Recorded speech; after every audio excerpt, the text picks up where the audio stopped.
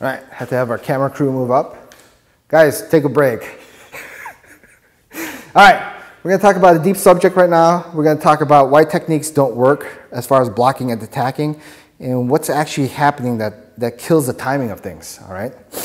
So what I really want to do was spend some time exactly, how exactly should I explain to people how this works? So for example, let's see. If Robert does, let's say we're in a sticky hand situation, okay?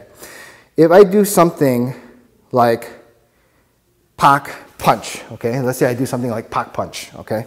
I go something like Pak punch and he blocks it, okay?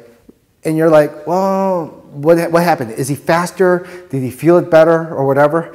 Think of it as the safest way to deal with anything in Wing Chun is to counter something. So how do you counter something? Think of it as the way you properly do your hand technique is either you're talking or you're not talking. So everyone says your body needs to support the hand technique, okay? So if I'm in this situation and I want to pock him, look at this. Imagine this is my body holding it.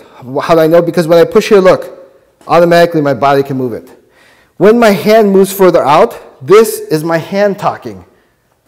Okay, so that's my hand talking. See the difference? One, my hand is quiet and I let my body talk.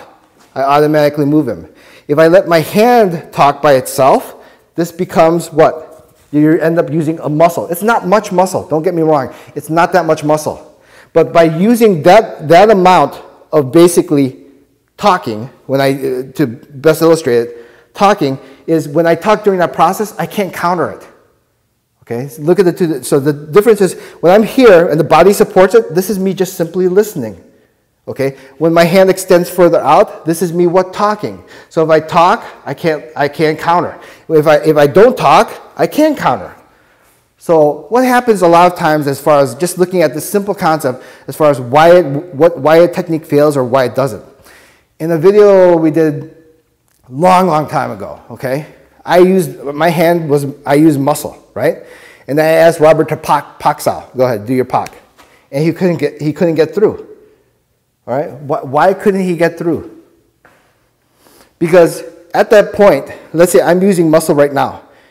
And then when he tries to come in for the pak, if he uses any ounce of muscle as far as extending out, it's two forces colliding with each other. That's muscle versus muscle. Okay? So in other words, let's look at Robert. He puts his hand out here. Okay? If I put my hand here, he hold it, uses muscle, whatever. He uses muscle like this, and I try to move it, I can't. Right? I've shown this before. I can't move that because of why?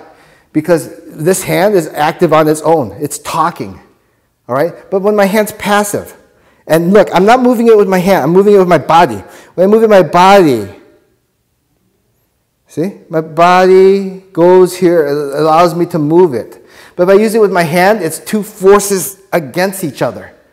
So what happens there? In other words, by having the hand quiet at the time of contact, in other words, when my hand touches here, quiet at the contact, it's passive. Even though he uses muscles, I can counter muscle because I can move muscle no matter what. See, he doesn't know, even whenever I want, it's relax, move.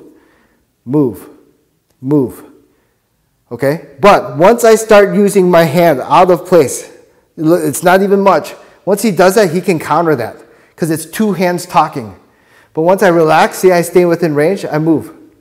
All right? So that's the basic concept that I want you to think about first.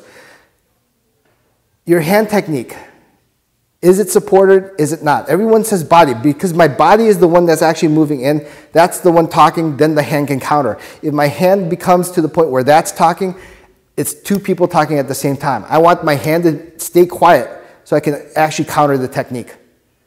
All right?